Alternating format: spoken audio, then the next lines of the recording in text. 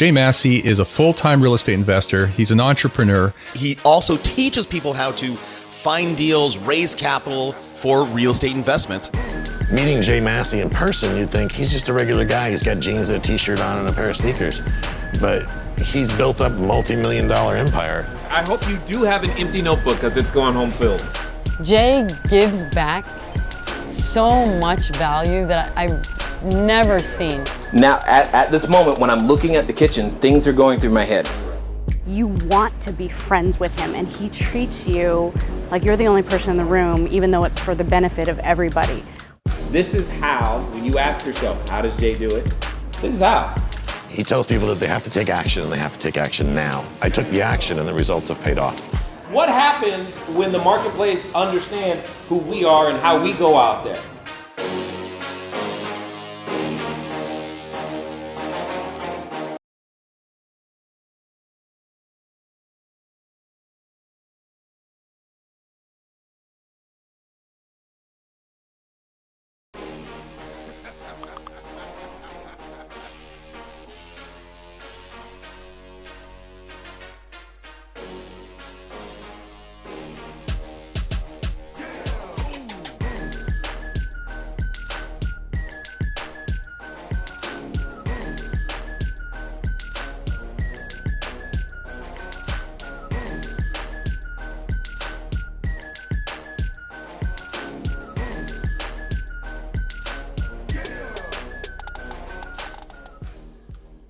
All right, people, how are you doing today? Hopefully things are going well, well enough anyway. So it's after Black Friday, it's after Cyber Monday. Hopefully you still have your mind about you and what not to. And if you're one of those who was out there, either was it late Thursday night now or early Friday morning, hopefully you got what you were looking for in a safe manner. So be kind to people while you're out there. Anyway. For those of you who I'm meeting for the first time, welcome. My name is Jay, and what we do here at Cashflow Diary is we help individuals like you become bigger, better, badder real estate investors vis-a-vis, if you will, the short-term rentals. That's just how it is. It has been our experience, my experience personally, and that of our students, that the best way to transition yourself into long-term real estate holdings and build that wealth is to get into the real estate game vis-a-vis short-term rentals. And that's a lot of what we're going to be talking about. So if you've got a question around short-term rentals, around business, around real estate, maybe even personal development, I don't know, wherever you are, that's great. We want to hear from you. The number is 417-344-2274. Again, that is 417-344-2274. Dial that number. Megan is sitting there ready to ask you a couple of questions. And then if you're nice to her, she'll put you through so that you and I can have a chat about the things that are on your mind that are preventing you. Or maybe some of you today are just excited about the new things you've been able to do as well as it comes to doing your business. And you just want to know what you can do to possibly do better. Again, that number is 417-344-2274. And it looks like we have our first caller. So we will definitely be transitioning there in just a moment. With that said, though, for those of you watching either on our Facebook group or Facebook, YouTube, etc., just type in the chat as well so that you have a shot at getting your question answered. I will say this, priority is often given to those who call in and definitely to those who are existing students. So 417-344-2274. And let's go ahead and get this party started. I am talking to, I believe it's Dave. Dave, how you doing? Hey, how are you? It's been about 168 hours since we've talked to you last. I thought it was 167. Okay. Yeah. Well, that's possible too. That's also possible. Also possible. Cool. How can I help? My question today is, what do we do with carpets? What do you mean? I've got units that have carpets in them, and I want to know if you have units that have carpet in them, and if you do you change the carpet to get rid of it? Do you clean it constantly? If so, who cleans it, and how often. Got and it. all that type of stuff. Totally understood. So that makes a lot of sense what you're saying.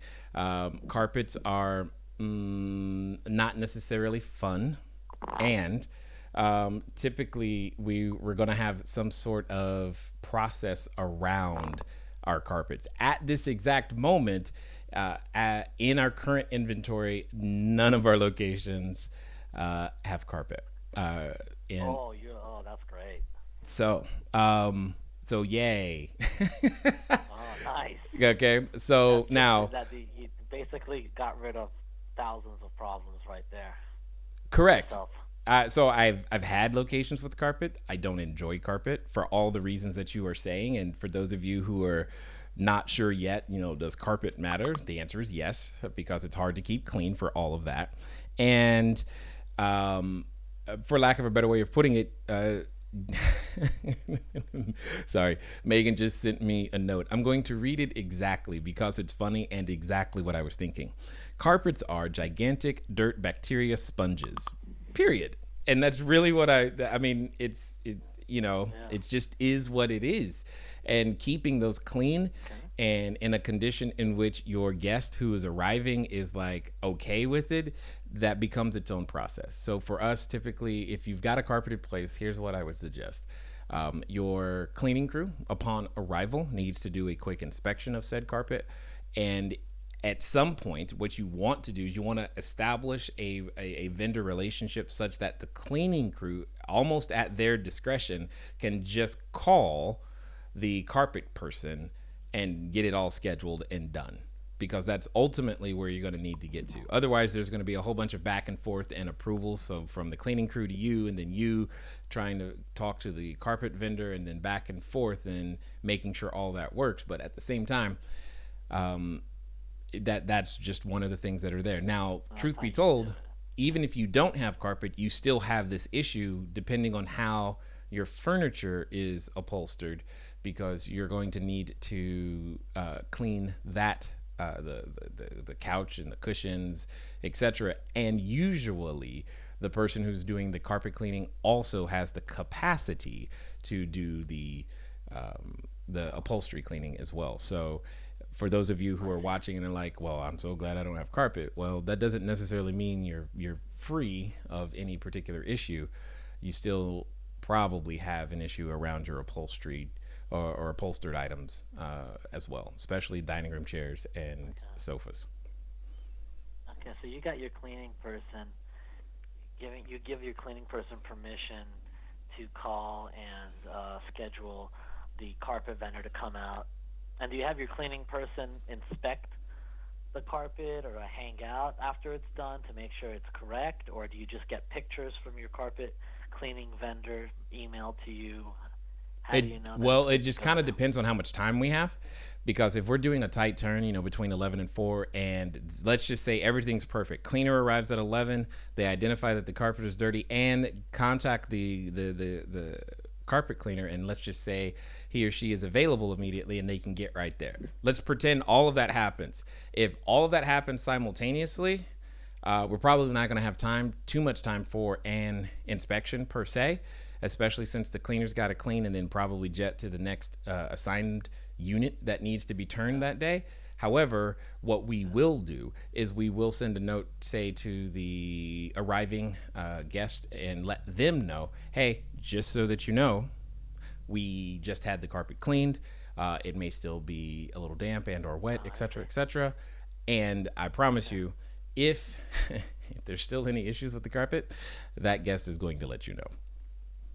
Okay, cool. 100%. But it's been difficult to have an after cleaning inspection outside of just hearing from the guest, simply because there's just not enough time for the carpet to dry and then have an inspection, etc. So there's usually not enough time for that. All right.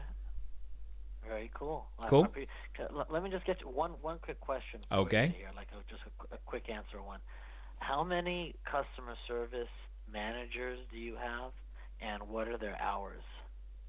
The managers, there's 2 of them, one on Eastern time and one on Philippine time. So they just they literally swap with very little overlap, but they work a normal 8-hour day.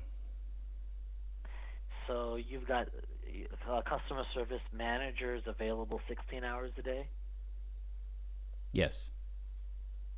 And then you've got your regular customer service, like VAs, working those same amount of hours as well under them? Yes. Yeah. There will always be, there's an agent on staff available 24/7 no matter what, because the manager is usually going to be dealing with something like maybe they're dealing with a claim issue with HomeAway or Booking.com or what have you, which means they should be dealing with that as opposed to dealing with a routine, hey, what parking spot do I park in type of situation. Oh, I see. So, because you're going to end up having those at the same time. Oh, sorry, go ahead. What's that? Oh, yeah, I appreciate that. And I know a lot of students want to know, did these managers, were they interviewed and hired as managers, Yes. or were they hired as lower level VAs? No, as I've said before, I say again, I chose to start with the manager, and I chose to personally train said manager. And by train, I mean they shadowed me. They literally like logged in with me at the same time and watched me craft and respond. Or if there was a phone call involved, they were there as well, listening in as I was communicating to them. Does that make sense? Yeah. How do they shadow you? Screen share? Yeah, absolutely. Screen share all day long. Zoom is great. Okay. I got between Zoom and Loom, Zoom and Loom, we created a fairly robust video system. And then from that, those recorded videos, their job while they were training, their job was to create the standard operating procedures, which is what ultimately was reduced to Trello, and is what the people who come on board now today actually do. Does that make sense? Awesome.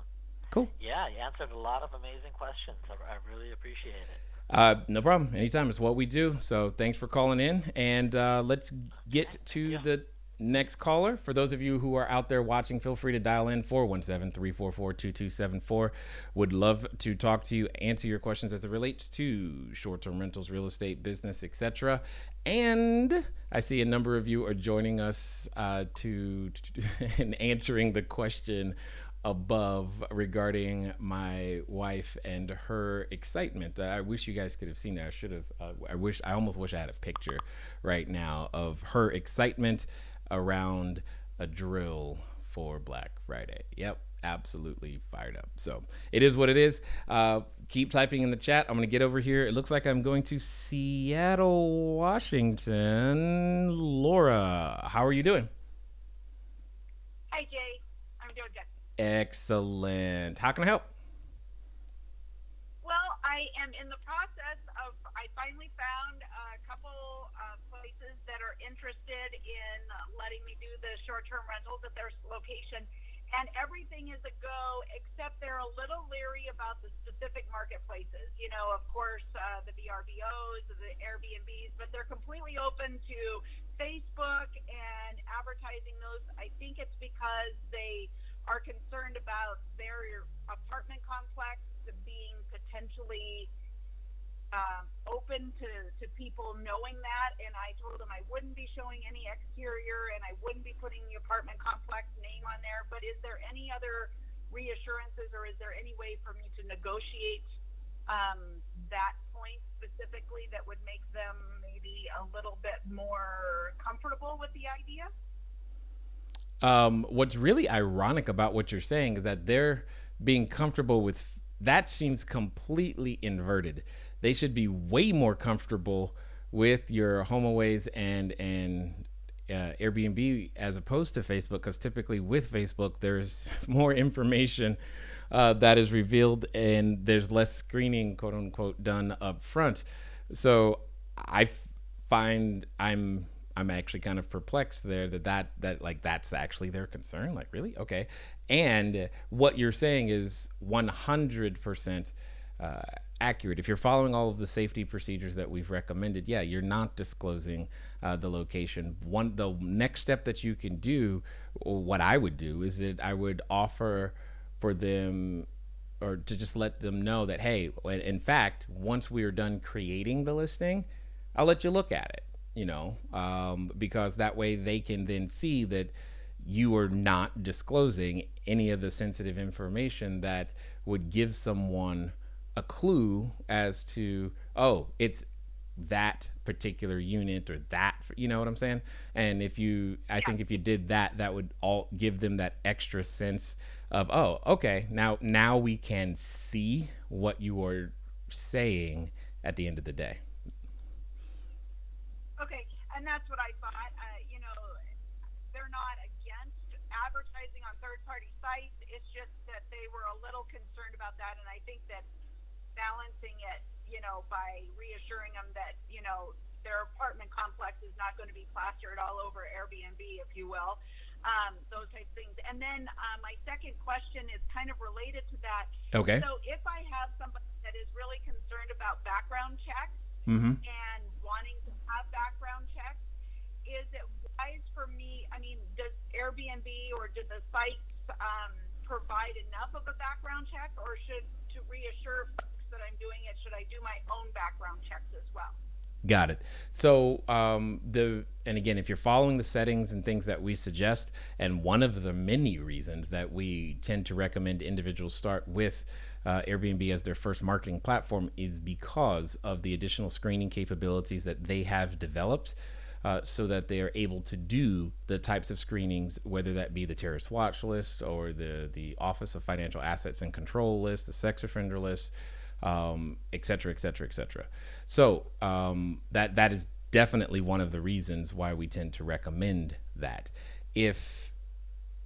And for most cases, that is beyond more than enough. The real question becomes, what information are they actually after, or if they're actually after information. For example, typically what they want to know is, in case of an emergency, who can I contact that's physically at the property, etc. And we've often resolved that concern by just providing a list of name, phone number, email of the person, so that they have a way to communicate to them, as opposed to having first track us down and then us having to track down the actual individual that's there. So we've been able to, and we can typically automate that process so that it's quick. Does that make sense? Yeah, and I think that their concern that they're telling me about is that they're just concerned for their other residents in 100 in the units, and making sure that some unsavory types are not necessarily coming in. So, and I told them that I do background checks and those types of things, for all of that. So that should be basically what they're, I can reassure them on those pieces, since I haven't gone through and set up a specific Airbnb set right at the moment, that should cover everything then. Well, and not only that, one of the other things that would assist you or in helping explain this is they just may not be aware of the financial investment that you're about to make in terms of furniture, fixtures, and equipment into that apartment or house or unit or whatever it is that you're using. And when you explain to them that we're on the same side of the table here, in the same way that you don't want an unsavory person, so to speak, neither do I, because we're about to make a significant financial investment. And once that investment is made, I have to protect it just as much as you have to provide quiet enjoyment to the rest of the residents. So we tend to follow all of the good neighbor policies and practices, because we don't want that person either. And by the way, just so you know, because of our security and screening and business model, if for some reason some person does skip past or make it past our screening, we have the capacity to remove them within a few minutes so that we can rectify the situation. And we will have staff on site or staff available to help us make that happen. Now, at the beginning, you are that staff, but at the same time, that is one of the other reasons why we suggest what we suggest, is so that you have the ability to correct an issue. And that's been the biggest issue that our industry has suffered from, is because the barrier to entry is so low today. Laura, what happened is individuals without the experience of how to remove people or what to do. Sometimes when something happens, it's not that something happened, it's how you respond to the thing that happened that causes the issue. And not knowing how to respond can sometimes compound and make something that could have been easily resolved or more easily resolved much, much worse. And that's the situation we tend to find ourselves selling against today, is the fact that, most people who are beginning to understand this, who don't have access to the information that we provide, they don't know how to respond. They just know that they probably should have responded, but they didn't, or they don't respond in a way that's actually conducive to successful relationship long term. Okay. Yeah, and that's what I basically thought, and have been kind of going down that road with the discussion, and so it has been moving forward. Another quick question, if you don't mind, Guesty. So now I'm potentially bringing on 3 more units all at the same time. Okay. Or within very close proximity to each other. And I haven't been on Guesty before, but I'm wondering, they have told me before that I should have at least 4 units before I use them. Is that just because of their cost and association with per numbers of units is more cost effective, or is it that they absolutely won't allow us to bring on their services without that many? Got it. Let me ask a couple of questions. There are multiple levels to what we provide. Are you a Blueprint or a Mastermind student, Laura? I believe I'm a Mastermind. Okay. Did you attend so if you're a Mastermind student, there's a 6-hour training that typically is done once a month with me. Were you there? Yes. Okay, got it. One of the things that it talked about during that time was, one, we've moved away from Guesty. So that's number one. Number two, yes, it was typically economies of scale that made the situation better. And then number three is their cost structure is not conducive to your profitability long term. So using, say, a combination, so like right now at 3, I would be really, really just concerned with you having the SmartBebe as the major tool, and then maybe in a couple of more units, you're going to begin to want to be multi-channel, and then I would concern yourself with adding a channel manager as needed. And typically, that's Logify is the company that we've been recommending. So SmartBebe will cover most of that, like calendar management and all of those types of things. I haven't gotten onto that. The answer is yes. Yet, because they're all coming on at the same time, and I haven't, right. I've been holding off until I got them all rolling. The main thing that I'm concerned about most is your messaging and being able to handle the volume of communication that you are going to suddenly be presented with now that you have so much more inventory available. Does that make sense? Yeah, and so that the systems and tools are kind of my key elements of trying to make sure that I get those in place from the get-go. Yep. So that I can make sure that I can put the right things in place so that because I'm bringing on potentially 3 at the same time, that it doesn't become overwhelming. Oh, absolutely. And at the same time, this being the first time that you've done 3 at once, it will be overwhelming, and that's okay, because everybody's first time bringing multiple units on is overwhelming.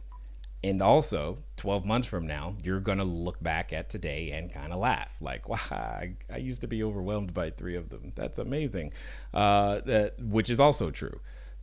And you have access to the Facebook group. There's a number in your geographic area who have been through what you are already talking about in terms of just feeling like, oh my gosh, this is a lot. It is a lot, but at the same time, it can be done. Many of us have done it.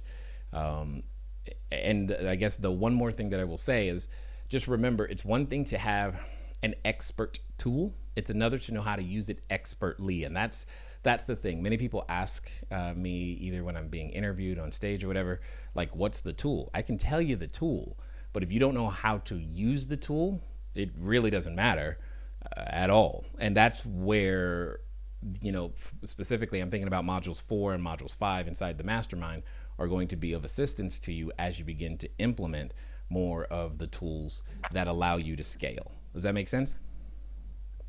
Yep, and I will go back and review those. No problem. As that goes. Cool. Excellent. Well, I definitely appreciate you taking the time to call in for sure, and keep us in the loop. Let us know how it goes, because I can remember the first time I brought multiple units on at once. I remember after we got done, I quote said directly to my wife, "We are never ever doing that again." And about 3 months later, we did. But anyway, so, yeah, I know the feeling. I know the feeling. So good luck. No problem. I'll talk to you soon.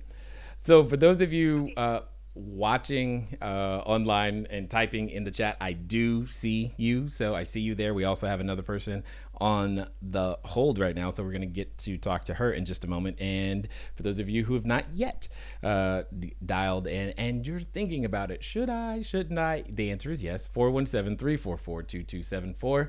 And we're definitely going to do our best to get to all of the questions, because we want to make sure that nobody is stuck and left behind. All right. With that being said, I think it's Serena in Florida. How are you? Hi, I'm great. How are you, Jay? So far, so good. So far, so good. How can I help? Great. So I'm calling in this evening on my side because I have a question. My partner and I, we're struggling with, we want to scale. And we have our first unit, and it's just only been a month, and we've been able to, cover the rent, and we've been at I think we're at 45% occupancy for our first run, which, we covered the rent. We're not running away with money at this point. It's kind of a low season where we're at, I figure, based off of, I think, the Airbnb, the DNA. So anyhow, I really, really want to scale, and I want to scale, obviously, I know that you discussed, the funding grow and things like that. Our challenge and one of my partners' concerns are, are we doing too much, or should we wait to see more of a profit from this unit? And I'm a little torn. I feel like, maybe making sure that we kind of have more would kind of be safer in another sense, but just if I can get your thoughts and advice on what's the best approach with that, and how do you feel about, I wanted to do one a month maybe, even though we haven't really proven out our current location. I would like to get to 10 rather quickly. Got it. A couple questions. Is your significant other around, available? No, it's my friend. She's a partner. She's not available right now. Okay, got it. I always love hearing first party what their concerns specifically are, but I understand. And here's in general what I'm going to say, not only for you but for everyone. This business is easier with more units than it is with less, even though it feels like, oh my God, I cannot believe how much what our monthly obligations are. Right. So, and I completely understand where you're coming from. And I'm also going to say that it is easier with more units. Now, there's something that you said that's absolutely concerning. I'm trying to understand, why on earth do you have a 45% occupancy? That says to me something else is going on.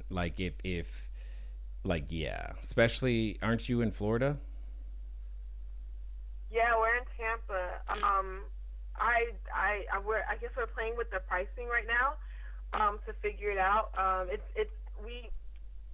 I'm not really sure. I think December is getting booked slowly, but not completely. But January looks pretty amazing for us, and February as well. Got it. So we didn't know if it's just that we were lowering the rankings or what, but we're starting to slowly, get traction. Got it. And we didn't go live until November the 2nd or 3rd. Okay, so there's a lot in there that actually makes sense, and I think we just had an earthquake right now. which is kind of interesting. Sorry, my entire house and room was just shaking in a way that I'm like, I think we just had a small earthquake. I'm not 100% certain. Maybe some of the other people in California can either confirm or deny that, but it felt like that's what just happened. Anyway, so for those of you who have been afraid to move to California, you witnessed an earthquake during this live stream. See, it didn't hurt nobody. You're all good. Anyway.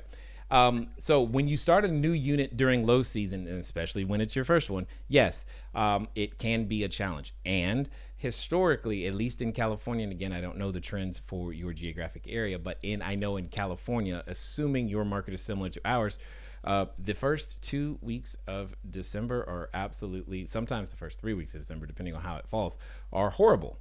Like, am I going to make it horrible? Because you're just like, what do I got to do in order to make this work? And at the same time, looking at some of your settings and understanding, are you being overly restrictive can also make a difference. And then also looking at your pricing, because when you tell me that you are already getting reservations for February, it makes me wonder, maybe your pricing is too low for that particular part, but too high for right now. So there could be a seasonal difference between the two that is also influencing what you're reporting as your occupancy rate. However, here's what I will say. If in a December month with 45% occupancy, you can still 45% occupancy, it can still cover your rent. Oh, girlfriend, I'd be backing up the truck and loading up. Are you kidding me? That's ridiculous and awesome. The fact that you can cover at 45% is really good. And I'd be like all kinds of excited. All kinds of excited right now. Okay. I would be full pedal to the metal, because here's what that means is that when it comes high season, no one's going to have any problems anymore. No one's going to have any complaints like this. And then I'm going to continually work through some of our course material, like NPP for the no pride pricing, in order to figure out how to fine tune so that our low season isn't as low before. And this is your first low season. It's going to be like this. And what you're feeling is 100% normal for nearly every person, like everybody. Okay. Cool. So I'm hearing that we should just keep going, and that this feeling is normal. That's definitely what I would be doing. And everything that you're saying is 100% something every person, myself included, has gone through, has experienced, has doubted, has wondered, has felt like, oh my God, what did I do? Is it going to fall apart now? No. And learning how to deal with that emotion and still move forward or move in the direction of your goals is part of the process. Okay. So you and your partner are going through a transformation. You felt afraid before, and in the past, fear was interpreted as run away. And now you're learning to have a different response to the same stimulus. Does that make sense? It makes total sense. Yeah, I really appreciate it. And she's going to listen back to this. So, Crystal, do you hear that? So I'm just letting her know. Whatever I could do to help. So this is good. You. Cool. You're welcome. No problem. Talk to you soon. Bye. Bye-bye.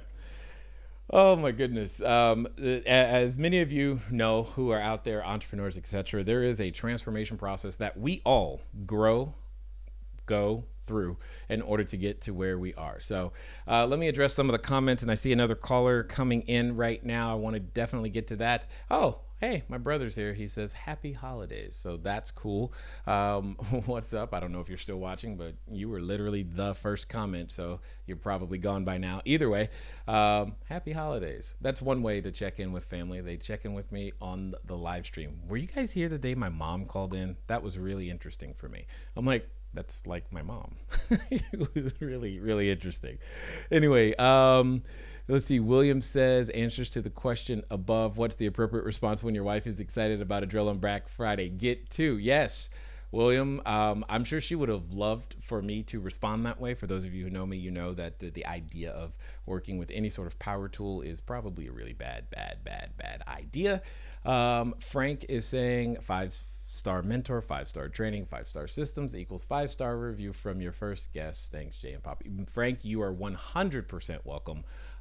Just thank you for following and doing it, because at the end of the day, we can give you everything we know. That doesn't mean you're going to actually trust and do it, and that takes a lot of faith, and we appreciate that for sure. All right, we have a question from Steven, and then we'll get to the caller. Let's see. I have a potential investor. Okay. He's collecting too much money and getting clobbered by taxes, I had a feeling, and hit the max $1 million in write-offs. He wants to know if he invests with me outside of California, can he get more write-offs, or how can he stop paying so much? He is a Native American part owner of a casino. Yes. I remember I had an opportunity at a casino, and those numbers are they're like, wow. I mean, when you're looking at those numbers, you're thinking like, you're literally thinking, is that legal? It's a whole different thing. And I say that to say the following. Obviously I'm not a tax person, right? And yet at the same time, the best way to begin there are many ways to put yourself in a more advantageous situation as it relates to taxes. And there have been a number of strategies that some of our students and others have employed. And one of the things that we will often do, especially on the podcast, is interview individuals who have skill sets along that may be able to assist our listeners to be able to do this. So there's what is known, because what's coming to my mind off the top of my head is what you're saying, Stephen, is, hey, this guy would love to put more money with me if I can help him be in a position to actually minimize some taxes as well. Great. And literally the first thing that's coming to my mind at this moment is Cash Flow Diary, the podcast. It's episode 556. That's code for we've been doing that for a while. And let me show you. So it's episode 556, where we're talking about a tool which is called the Deferred Sales Trust. This may be something that could help you. I would definitely listen to this episode, see if it fits. If it fits, that would be one of the beginning places that I would look to be able to see if this particular structure would come into play. And I'm starting with this particular structure or this idea simply because of the numbers that you're relaying to me. An individual of that means would typically be the ones that can benefit the most from such a strategy. So that's the first thing that actually comes to my mind, Stephen. So hopefully that helps. All right, we're gonna go over to Michael in, what is this? Denver. What's going on, Mike? Hey, how you doing, Jay? I'm good. It almost feels like we have an appointment every Tuesday, bro. It's starting to feel like that. Yeah, yeah. I'm definitely I'm plugging in, brother. I'm like, let's make this happen. I like it. I need to expand, but I gotta master this couple I got right now, so we can really expand, powerfully. Sure. How can I help? So I am really trying to dial in Logify now. Okay. And it's like a mess. I don't really know what to do. I've looked at all the modules, and it's just I feel like there's a lot of quirky little things going on. The first concern is just to get my website. I have a domain name, but it's not allowing me to link it to the Logify website. That was what. Yes, I had a feeling. Okay, I had a feeling that was going to be one of them. Yep. Yeah. So that's a big one right there. If I could really get that dialed in, I think that's probably my main concern. Got it. this week. This week. Sure, no problem. Let me tell you what I did. I surrendered to the fact that I just couldn't do it, no matter how many times I followed their directions too. And then I began to I went and found someone who could just do it and make it work. Right. And that's exactly what happened, because I'm like, here's what I'm trying to do. Here's what they say to do. When I try to do that, it doesn't work. Can you do it? Yep. And in less than a day, they were like, yay, here. And I'm like, well, thank you for A, making me feel stupid, and 2, getting it done. Because I had the exact same problem, my friend. But that is my best solution to getting it done. Now, if that's not an option for you, I do know that Ryan, he's in the group, Ryan Levasseur, and then John Williams. Either one or both of them are, let's just say, very skilled at making that happen, the tech stuff like that happened. And because of that, then I would encourage you to reach out to them, and they may be able to give you some additional insight, shortcuts, etc., to make it work. Make sense? Okay. Yep. That's exactly what I was thinking. It's like, okay, I think I'm gonna need just somebody that knows, that's way more tech savvy than me to do this. That's exactly right. It's a lot of moving parts. Ladero sent me some videos to try to help, but I think that works if everything is working. So, I need to outsource this somehow. Yeah, that was my only solution too. I just couldn't get it to forward. It wouldn't work, and then there was a SSL issue, and I'm just like, this stinks. DNS and I'm like, I don't know what's going. I don't know what none of this means anymore. This is not in the script. This is not supposed to happen. That's not what the help file says. So I'm done. Yeah. Yep, that's exactly how it went down. And I got one more little. Okay, go for it. Just simple. Just how do I get access to the MPP module? Is that's something that I have to? You were at the. I know I have it from the classes. Yeah, it's in the summit. I don't have access. Yeah, in my cash flow, in my portal, I don't have access to the actual module. I do have access to it in our summit, and the conversations we had over the summit. Got it. Oh, got it. Okay, so just send an email over to info@cashflowdiary.com, and then Dell will be able to fix that for you. Okay, excellent. All right. Cool. All right, thank you, Jay. Yep, no problem. That's what we do. See you next week. Yeah. I'll see you next week. All right, bro. Talk to you later.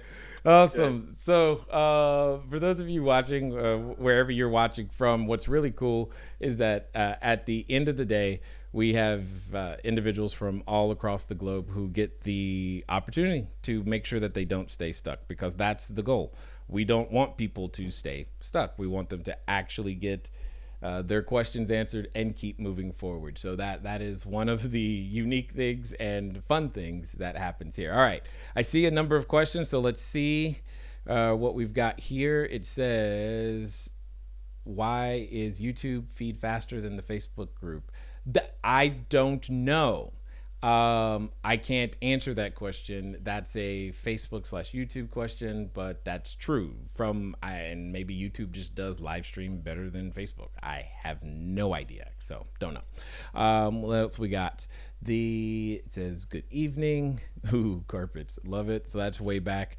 There it is. Are you able to do short-term rental in a gated community, or is it just a waste of time? No, we operate in a number of gated communities, so we've done that in the past. We do that currently. There are additional systems and processes, also known as communication, that have to go out to make things just so and just perfect. So, there's just extra steps to make sure key fobs or gate controls or even gate codes have been communicated properly, and you are still subject to the fact that some people have trouble using technology, which could mean that even though you've communicated everything properly, they just can't seem to interpret the information in the way that the technology is supposed to be used. So it's not a quote unquote waste of time per se. And yeah, many of our students, myself, we definitely do that. So it's no big deal. Let's see what this says. Ask this question in the group, but would like to get your thoughts. Negotiating my first unit, and I have the same terms.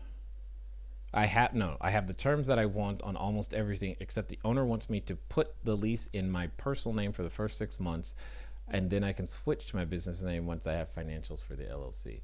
Got it. No. Again, as we've covered many times, and I just remind, not an attorney. However, here's why I would not do that deal that way.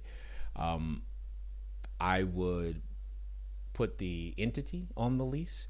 Now, I don't have a problem being the personal guarantor because that's what it comes down to. What I'm hearing is that the owner is concerned about, being able to come after you in some way, shape, or form or something of that nature. Totally common concern, totally fine with that. My concern is during that first 6 months, you have an exposure that needs to be covered. And under no circumstances would I wouldn't want to be open to that exposure from a personal standpoint. So you need to have your correct insurance in place as well to make sure that you're covered. And that's just kind of where that is. But I don't mind being a personal guarantor. So maybe go back to them and say, hey, I'll PG the thing for the entire year. Maybe that's the answer. And then you're 100% good all the way through there, and see what he says. All right, let's see. Scrolling.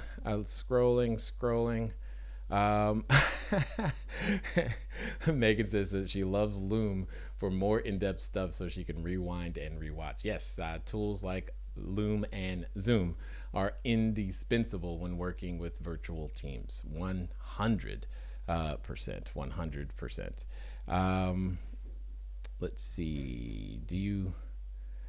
No, Jeremy, we do not, but we do need to get one, huh? That's what you're saying. I get you. I'm with you 100%. We do not have a promo code for AirDNA, which means, Megan, remember what we were talking about earlier? There's one of them right there. There's one of them right there that we need to pick up and make happen.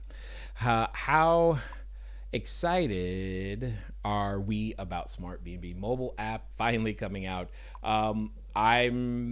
I don't know that I'm overly more excited or less excited. Either way, I'm glad that it's there.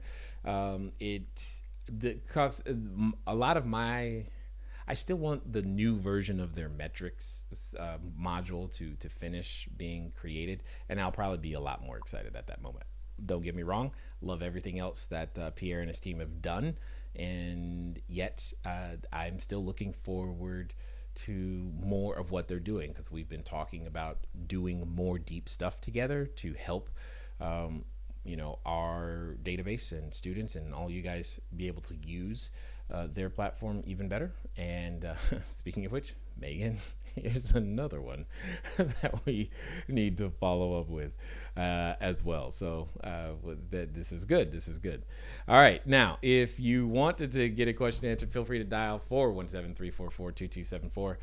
Megan will sit there, ask you a couple of questions, and we will definitely be able to assist you with the little bit of time that we have left. Some of you may remember that today I'm headed down to San Clemente to assist one of our students with even if I'm just there for support, with his bid with City Council to help help him in the permit process, and who knows, maybe help the city of San Clemente as well. Who knows? I've got ideas. Here's how this could be done, and here are some great things. So we'll see what's up. It says, I needed that, Jay. It's slow out here in Minnesota. Yes. If it's cold, it's cold. That is definitely true. But if you're covering with 45% occupancy, Dude, that's nothing but reason to move forward, in my opinion, in a lot of ways. See, Aaron has a question. Says, if you're new to short-term rentals, when are you going to fund and grow? Got it. Currently, I have 1 unit, but I want to get to 5 to 6 in the next few months. It just seems like a lot of money they want to throw to you and makes me nervous. Ha ha. Got it. Totally understood. So, Aaron, here's the thing. I know because I have access to. They just tell me. I know that our students have been able to obtain more than $1 million now in capital that helps them build units. I do know also that it doesn't take much for you to earn back the investment that they do ask for up front. And I would say that I wouldn't recommend them if those things were not true. That's really what it comes down to. So with that being said, more than the cost, what I would really want you to be considering and thinking about is the opportunity cost, because, and I'm making up numbers for everyone listening right now. Let's pretend that you're looking at anything, and let's just say that the cost for that something was 10 grand. That's what you are currently calling the cost. I'm going to call it the price, because there's a difference between price and cost. And what's really important to understand is that the cost also includes the opportunity that you are not yet taking advantage of, simply because, well, you're not enabled to.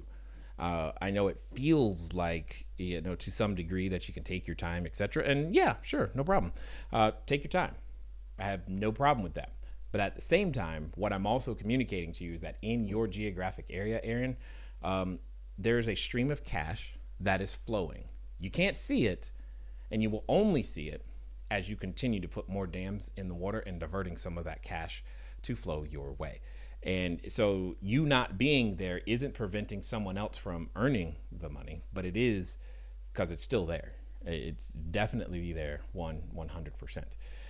And I would submit for your own approval and acceptance that not being there, yes, even right now, is definitely costing you more money than the price that they ask for their services. Because remember, in order for a business to exist and it exists for any length of time, one of the fundamental concepts, and it's in the book Think and Grow Rich, it's simply to give more in use value than they ask in cash value. And if you can align yourself with that understanding, I think you can find your way to making that happen. So Aaron, totally understood. And yes, Aaron, I still agree. Our D1 college players can take out the pro European players any day. That's just how it is. So for those of you wondering if you definitely still want to be able to ask some questions, we have a little bit more time before I have to get out of here and get down to the city council meeting. So it's 417-344-2274. Again, 417-344-2274. So let me see. Robin is asking, what are the benefits of running Airbnb under a business name? First, Robin, and I know you know this, and you know exactly what I'm about to say, because you're like, dang it, why can't I edit my post? You know we don't do Airbnb. This is a short-term rental business. Airbnb is simply a marketplace where buyers and sellers meet. You are selling space, time at your space, period. And buyers and sellers meet there. It's a marketplace, all right? Now, with that being said, it's like any other business.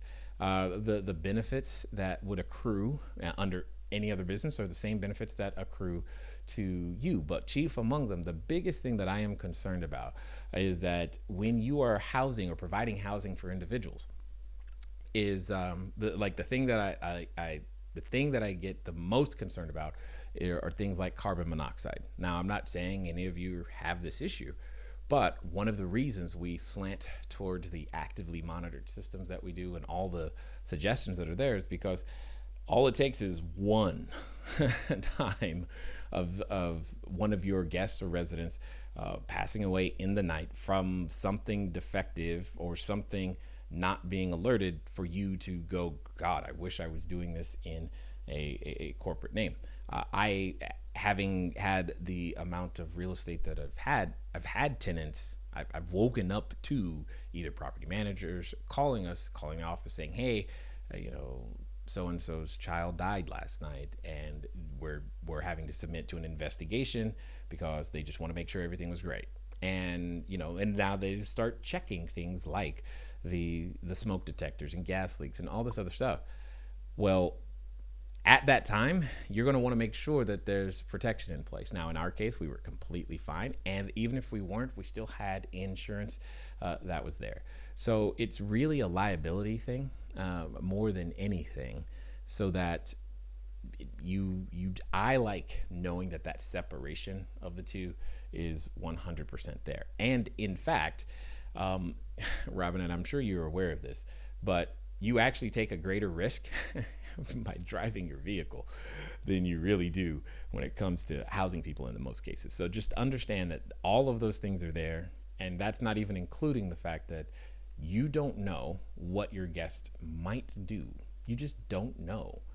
And there is that possibility for any one of us at any time, even a person who passed the screening, who knows, you just don't know. Okay? All of those reasons and more, definitely run the business through an entity of some kind, talk with your counsel to figure out what kind. And yes, there's, being able to take advantage of some of the tax structures that are out there also help. So, yeah. Let me see. Andy, I am going to totally destroy your last name. Sorry. It's like Andy Koxic? I don't know. Do you need to get financing when you get started, or do you wait until your first unit? It depends. One of the things that I often want to make sure that people are aware of, one of the things I like about this particular business model and structure is that you don't need an exorbitant amount of third-party financing to make it work. You just don't need it at all. That's it. I don't know what else to say. And especially once you get one unit, it becomes a game of patience, so that you can get to the second. And then once you get two, it gets easier to get three. And once you get three, it gets easier to get to the fourth. And by the time you have four, it starts to feel like that, maybe every 90 days or so, you're in a position to where you can bring on a new unit. Of course, this depends on how many bedrooms that you're currently running. But at the end of the day, self-funding is a real thing. And the thing that gets me the most excited is that what most people don't realize about this business model is that it's the perfect preparation and path on your journey to owning real estate long term, because it trains you to screen and manage what it ultimately is your customer or tenant when you do convert, or if you ever choose to convert to traditional rentals. There's just a lot of experience that's given to you by this business model, to where you get really good at what are known as move-ins and move-outs, and being able to run inspections and dealing with individuals of all kinds and all types, because everybody needs a place to stay. And once you become a landlord, well, you're going to want that building full, but you want it full of the right individuals. And if you've never been through that process and know how to do it, well, you could make a number of incorrect decisions. So it's just something to truly consider. But do you need to get financing? No. Some people start with their own money, and some people never use financing. I'm good with it. In fact, the less other people's money you use, the better, because then you can put yourself in a very strong position in a very short period of time. Let me see. April is asking, do you have any advice? Of course. No, I'm just kidding. Do you have any advice for how to find a multi-unit property? Do we search any differently than we did for just one property? We are hoping to get a duplex for our next units. No, so April, I remember you being there during the 6-hour training. And by the way, for those of you who are not yet students, or maybe you recently became a student in the last 30 days, the next morning training is happening on this Saturday at 6 a.m. Pacific time. So it'll be there. So if you've already become a Mastermind student, you should have already received your invitation, or Della will make sure you have your invitation for that. So again, and we'll be doing that obviously on Saturday. But April, on this particular topic, to be very, very specific, to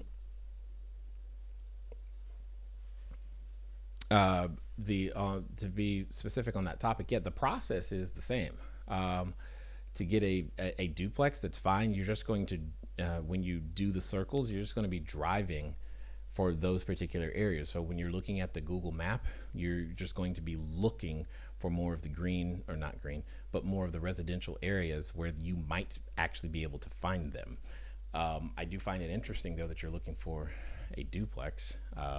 Just in general, I just find that as intriguing at the end of the day, though. So just know that for sure. Let me see.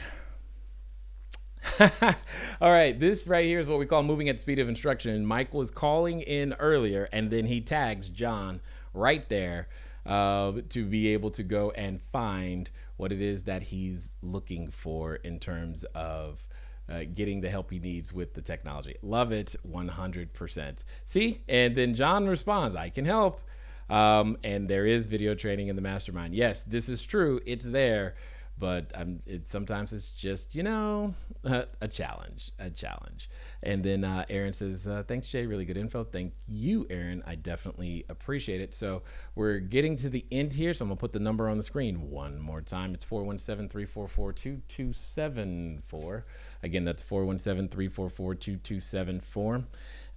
If you have a question, now would be the time, because, like I said, I'm headed down to San Clemente to assist in the city council meeting. And let me see. What is that? Got it. Referring back to Robin's question, she does know that it is not Airbnb. She actually corrects people on it all the time. Okay, that's good. What she meant within Airbnb is asking if we would like to host under a business name versus our personal name. It's asking if we're doing it as a business, etc. Got it. I'm 6 in one, a half dozen in the other. There are some people who are making reservations based upon the fact that they're dealing with a person versus a company or corporation. I have no problem with you hosting as your entity or company on the profile, as well as no problem you doing it as a person on that profile. Both, it's like I said, 6 in one, half dozen in the other. I will also say, though, that sometimes, not always, sometimes there are individuals, unfortunately, who are looking for people hosting as a person, especially if they're new, because they may know things about how the system works that you do not yet know, and you're the one that they're looking for. I'm not, and that's not to say that if you're hosting as an entity or a corporation that they're somehow deterred from trying their tactics. I'm just bringing it to your attention because I know it's there, period. And I just don't want you to be caught off guard. All right. So, and let's see. And I think April caught on to what was going on there. Was Robin asking about listing? Yes, April, I got it now. Now I understand. Wait, let me see. And then what is this? What is John saying? He says, for our properties, I'm seeing as a rule of thumb that we must double market rent as a gross number to make our goals. Yes, that is, I would agree with that. Does this sound about right to you? We've struggled to consistently hit this benchmark. Yes, and John, one of the things that I would caution is to not, measure on a month-to-month basis, but don't judge on the 12-month basis, because the number one thing to really understand is that there is seasonality to how your travel happens, and over the 12-month period or any rolling 12-month period, you'll be able to see that standard deviation and be able to adjust better for it in the future. But it's definitely 100% there, my friend. So being able to, once you get used to it, the ebbs and the flows, and being able to predict it, that should also begin to enlighten you as to why sometimes I'm spending an inordinate amount of time on things like either NPP or looking for the additional ways to create revenue so that the bottoms are not as low. Because that's really what we're talking about here, is how did I keep the bottoms from being as low as they need to be. But also, John, one of the really, really important things to remember is the information regarding Profit First with Michael Michalowicz, because having your percentages allocated properly during the higher seasons, that should leave some extra funds in your operational account to smooth out some of those bottoms. So assuming that you are sticking to those concepts, that should happen less and less and less. And plus, as you increase your inventory, that also will become more and more true. There'll just be this number that always happens no matter what. And when you get to a certain point, you can get to a point to where even though it's like you're not being as efficient with each individual unit, you can, quote unquote, handle more vacancy across the portfolio as a whole, but still make your numbers. So that's a long way of saying, as I said before earlier, even on this session, this business is easier the larger it is. The larger, the more units you have, the easier it is in order to make things work. And that's just really one of those important things to understand that happens for each and every person. So with that being said, ladies and gentlemen, what I am going to do is I'm just going to say, well, thanks you for taking the time to be here, to listen, to tune in. For those of you who called in, I absolutely appreciate you, because it's really cool to talk to something other than just the camera that I'm looking at, and making sure that I'm getting or giving relevant, timely information that is going to keep you guys moving forward. Now, as I alluded to at the beginning, what is the proper response when your spouse is excited about a drill for Black Friday? Well, if any of you know my wife, you just do your best to support her and get out of the way, because she's got things she wants to build and create, and I'm just like, awesome, it's going to be great, and I'm just going to be really thankful that she's not looking at me to actually put something together, because you and I both know that isn't going to go well. Either way, hopefully you've had a decent Thanksgiving, a good Black Friday, Cyber Monday, etc. Maybe you guys are out there, you're preparing for the holidays. Definitely something to be thinking about. I can't think about the holidays just yet, because I still got to do my mom's birthday, my daughter's birthday, my birthday, then we get to Christmas. But at the end of the day, I'm hoping that you guys have found this valuable. It's been fun talking to you guys today. I look forward to talking to you soon. Until next time.